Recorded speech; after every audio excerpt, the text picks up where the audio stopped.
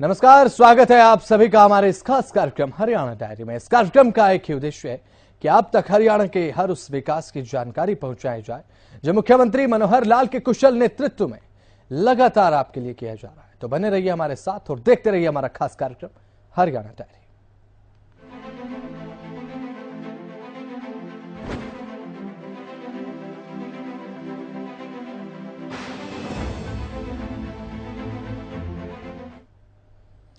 तो वहीं अंतर्राष्ट्रीय भ्रष्टाचार विरोधी दिवस पर पंचकुला में राज्य स्तरीय कार्यक्रम का आयोजन रहा। इस मौके पर मुख्यमंत्री ने कार्यक्रम को संबोधित भी किया। ये रिपोर्ट आप देखिए।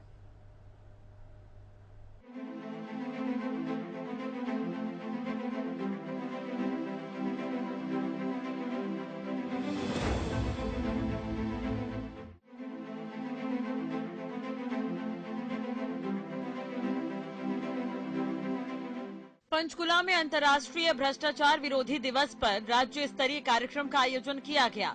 इस कार्यक्रम में मुख्यमंत्री मनोहर लाल ने बतौर मुख्य अतिथि शिरकत की। इस दौरान सीएम ने संबोधित करते हुए कहा कि दुनिया में अच्छा कहलाना सबको पसंद है, लेकिन उसके लिए हमें ईमानदारी के व्यवहार को आचरण में लाना होगा। मुख्यमंत्री ने कहा कि केवल भाषण के जरिए नहीं बल्कि हमें मन से भ्रष्टाचार निकालने का संकल्प लेना होगा। हमने हरियाणा में भ्रष्टाचार को खत्म करते हुए कहा कि हमारी सरकार में बिना पर्ची बिना खर्च के युवाओं को नौकरी दी गई। आज जैसा बताया गया कि अंतर्राष्ट्रीय भ्रष्टाचार निरोधक दिवस, सारी दुनिया में आज इस विषय पर चर्चा हो रही है, हो रही होगी, ऐसा मान के चलते हैं।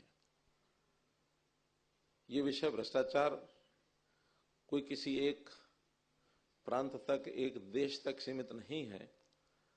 कम ज्यादा मात्रा में दुनिया में कहीं भी ये मिलता है और न केवल आज का विषय है, इसमें भी कहीं दो अतिशयोक्ति नहीं है कि भूतकाल में, अतीत में भी रहा ही होगा और आगे भी हम इससे एकदम भ्रष्टाचार मुक्त होकर के जीवन जी पाएंगे ऐसा लगता नहीं है, क्योंकि ये विषय नागरिक की जीवंतता के साथ जुड़ा हुआ है और उसके मस्तिष्क में क्या क्या विचार हैं, उसके मन में क्या क्या विचार हैं, उस विचारों के साथ उसके व्यवहार में ये चीजें जुड़ी हैं।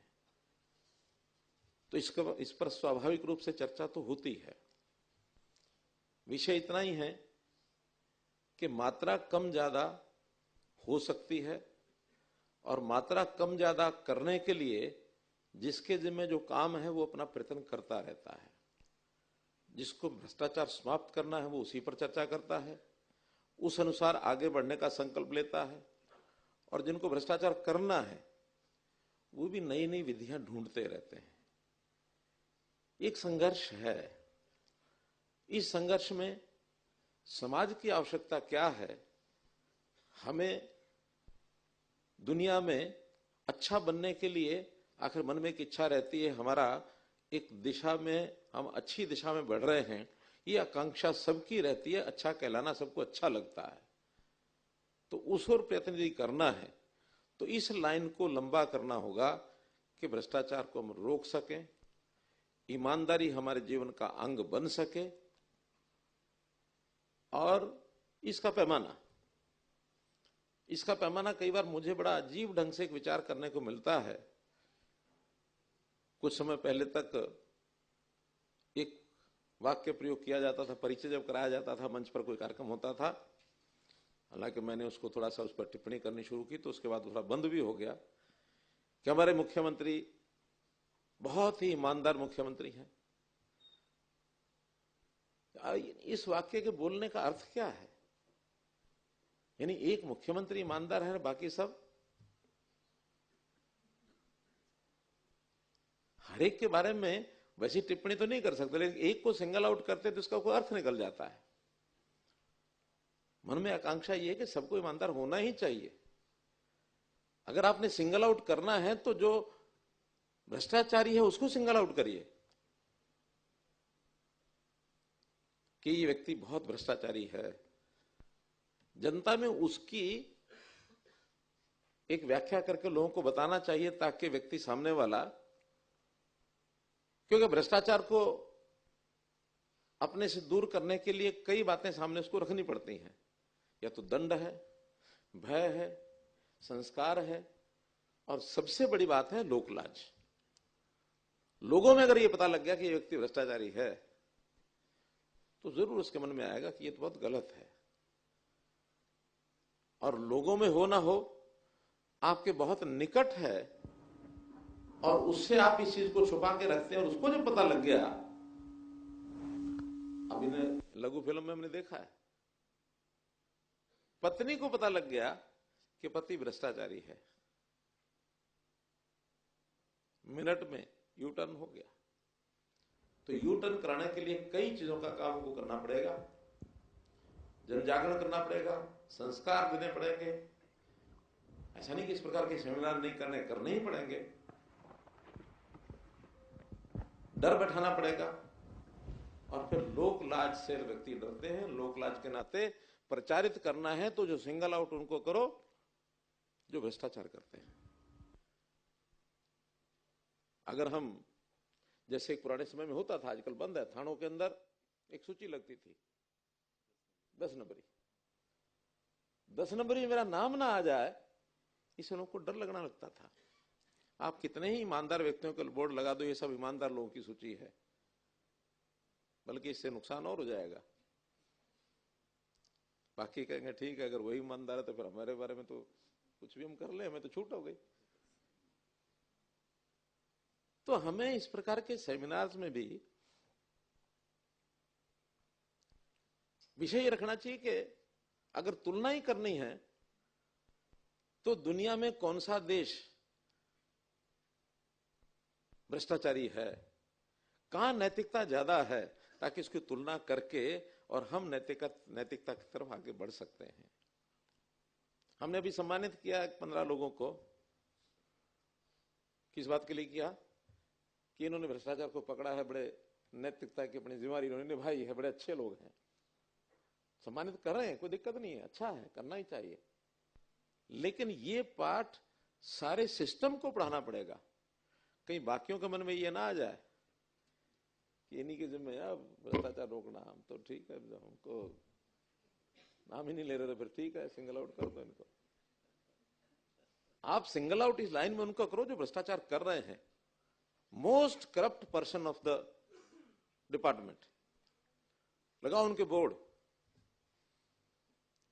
अपने कार्यालय में भी लगाओ, पब्लिक प्लेसेस पर भी लगाओ।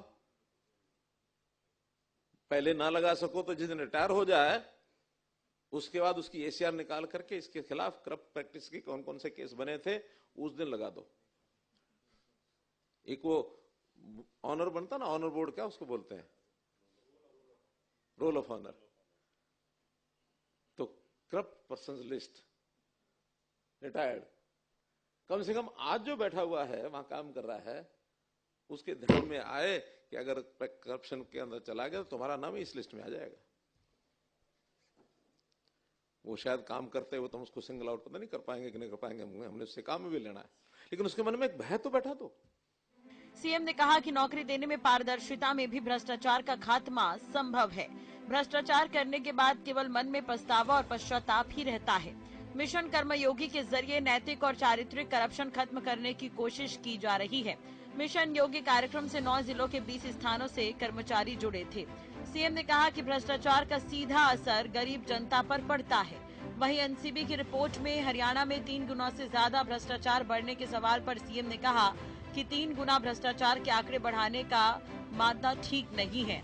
जहां भी भ्रष्टाचार हो सकता है हमारे विभाग काम करते हैं कि न बढ़ने दिया जाए। सीएम ने कहा कि कोई अधिकारी हो या कोई भी उच्च पद पर बैठा व्यक्ति, जहां भी भ्रष्टाचार हो सकता है हमारे विभाग काम करते हैं कि न बढ़ने दिया जाए। सीएम ने कहा कि कोई अधिकारी हो या कोई भी उच्च पद पर बैठा व्यक्ति भ्रष्टाचार पर कार्रवाई करेंगे।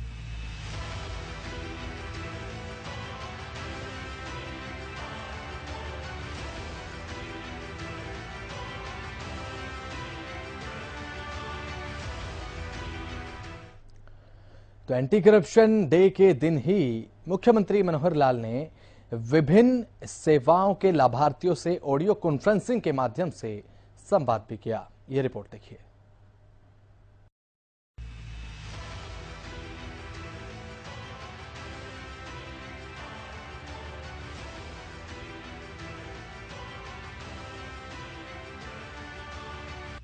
मुख्यमंत्री मनोहर लाल ने सीएम की विशेष चर्चा कार्यक्रम के तहत ऑडियो कॉन्फ्रेंसिंग के माध्यम से विभिन्न सेवाओं के लाभार्थियों से सीधा संवाद किया।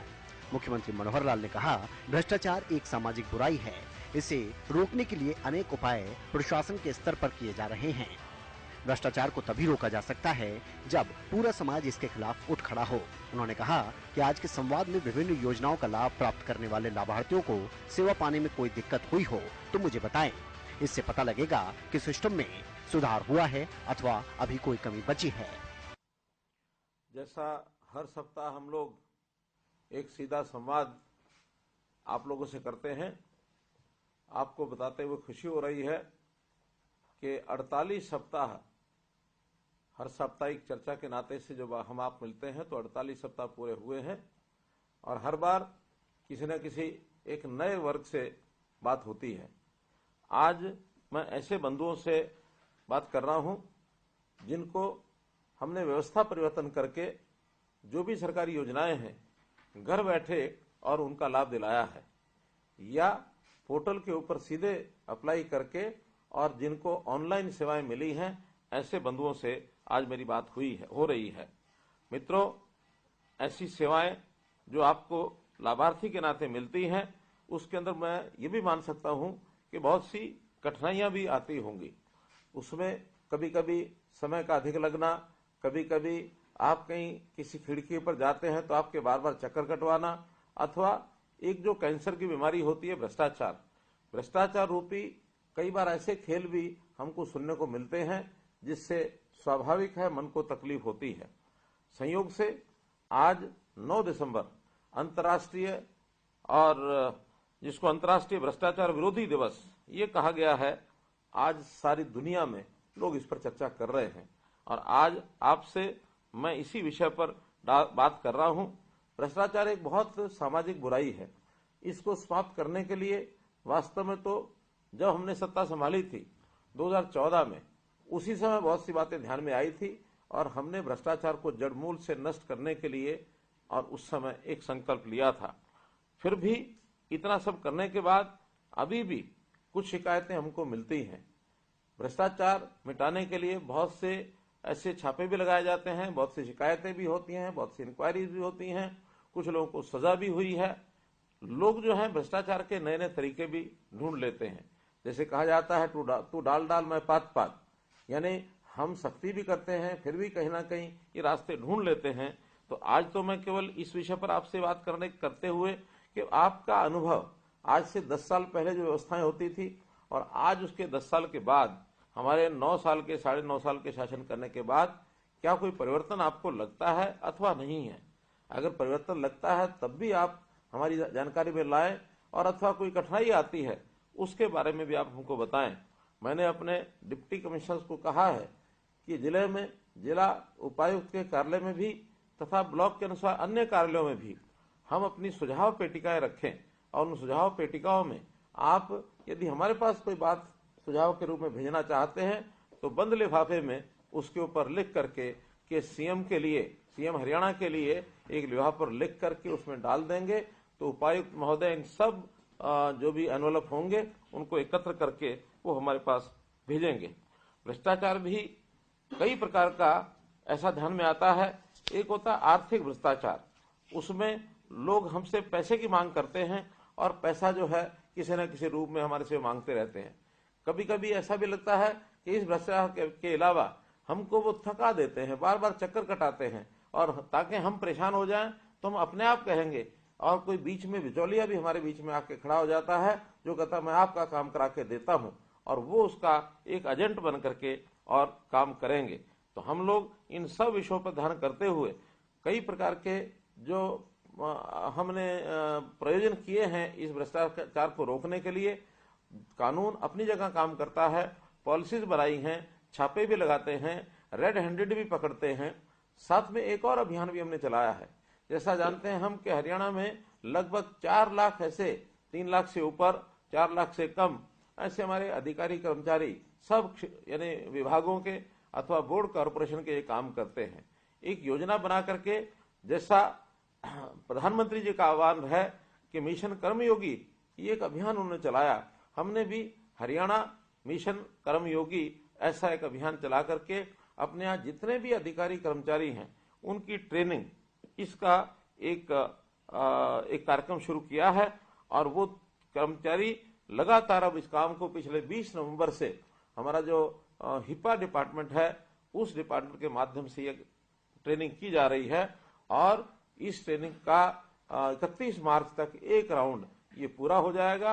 मुझे लगता है कि हमारे सभी जो कर्मचारी अधिकारी हैं जो पहले से अच्छा काम कर रहे हैं उनको बूस्ट मिलेगा, और जहां कहीं कोई किसी के मन में कोई कमी है उनको भी समझाया बुझाया जा सकेगा।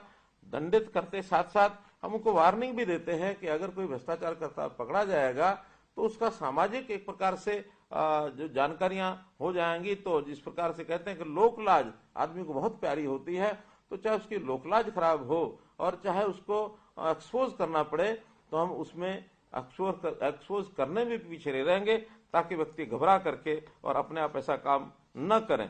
तो ऐसे ठीक करने का काम हम लोग कर रहे हैं। ये भी ठीक है कि इस प्रकार के कार्यक्रमों से व्यक्तियों को और तो ठीक किया जा सकता है, लेकिन कभी कभी सिस्टम बिगड़ जाता है और सिस्टम को भी ठीक करना होता है। तो शायद इस भय से अथवा दंड से अथवा कानून से सिस्टम को तो ठीक नहीं किया जा सकता। सिस्टम तो व्यक्ति की भावना पर निर्भर करता है, उसकी मानसिकता पर निर्भर करता है। हम कम से कम ये कह सकते हैं कि देश में जैसे अपने नेता हैं श्री नरेंद्र मोदी जी, वैसे उनकी यानी नेता के साथ नीयत भी हमारी ऐसी है कि हम भ्रष्टाचार को दूर करें, और नीतियां भी हमारी ऐसी हैं। हमें याद है मोदी जी ने ये कहा था कि न खाऊंगा न खाने दूंगा, अर्थात भ्रष्टाचार को इस देश और प्रदेश से हम जड़ से मिटाएंगे, ऐसा हमने संकल्प लिया है। कई प्रकार के कार्यक्रम जिनके आप लाभार्थी हैं, आपको भी उसका अनुभव आया होगा। जैसे मसलन जमीन की रजिस्ट्रेशन कराते हैं, रजिस्ट्री कराते हैं, तो जब रजिस्ट्री होती है हम काउंटर पर जाकर के खड़े होते हैं तो कुछ ना कुछ अनुभव आते हैं। उसी को ध्यान में रखते हुए हमने ई पंजीकरण प्रणाली ये करके और ई रजिस्ट्रेशन का काम शुरू किया था, ताकि आप अपने डॉक्यूमेंट्स वो अपलोड कर दें, और अपलोड करने के बाद और एक बार उसकी निरीक्षण हो जाए, उसकी चेकिंग होने के बाद अपने आप आपको रजिस्ट्री मिले, ताकि आपको काउंटर पर भी न जाना पड़े, केवल आपको रजिस्ट्री मिले। इसमें बहुत अच्छे अनुभव हमारे आए हैं। फिर भी किसी को कठिनाई आई हो तो जरूर हमको बताएंगे। हमने इसी प्रकार से सारा डाटा किसी भी व्यक्ति का, परिवार पहचान पत्र के नाते से डाटा डाला हुआ है, ताकि कहीं भी कुछ सेवा देनी होती है तो फैमिली आईडी के माध्यम से उस डाटा को लिया जाता है। रजिस्ट्री कराने के लिए जमीन का डाटा, ये भी हमने ई प्रणाली से डिजिटलाइजेशन उसका किया है, और ताकि हर प्रकार की जानकारी उस रजिस्ट्री के अंदर उसको मिल जाए। तो परिवार पहचान पत्र के माध्यम से ये सब सेवाएं हमको मिल रही हैं। प्रॉपर्टी के साथ आईडी यानी नो ड्यू सर्टिफिकेट, जो किसी भी विभाग को जमीन के ऊपर कोई ड्यूज है कि नहीं है, इसका भी ऑनलाइन उपलब्ध करा दिया गया है। तो आपको कहीं भी सर्टिफिकेट लेने के लिए नहीं जाना पड़ेगा। तो इस काम से आपकी जो काम है वो आसान हो गए हैं। प्रॉपर्टी आईडी एक बहुत बड़ा कार्यक्रम हमने चलाया था। शुरू में बहुत से ऐसी समस्याएं आई थी और लोगों ने कुछ ना कुछ डिमांड करनी भी शुरू की थी। अब धीरे धीरे उन सब चीजों पर लोगों को भी जानकारी हो गई है कि प्रॉपर्टी आईडी में कौन कौन सी फॉर्मेलिटी, कौन कौन सा पेपर हमको देना है, वो सब दे रहे हैं। और अब जो शिकायतें हैं, बहुत मुश्किल से 5 से 10% शिकायतें बाकी बची होंगी, और ऐसी सबकी शिकायतें ठीक कर दी गई हैं।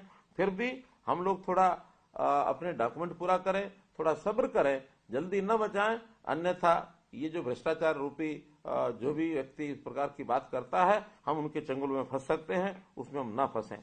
प्रधानमंत्री जी ने आवास योजना ये चलाई थी, तो आवास योजना के नाते चाहे शहरी क्षेत्र हो चाहे ग्रामीण क्षेत्र हो, लगभग 1 लाख मकान ये हमारा जो टारगेट था उसको हम पूरा कर रहे हैं। बहुत से लोगों को ये मकान मिल चुके हैं, बाकी लोग अभी निर्माणाधीन जो मकान हैं उनको बहुत जल्दी मिल जाएंगे।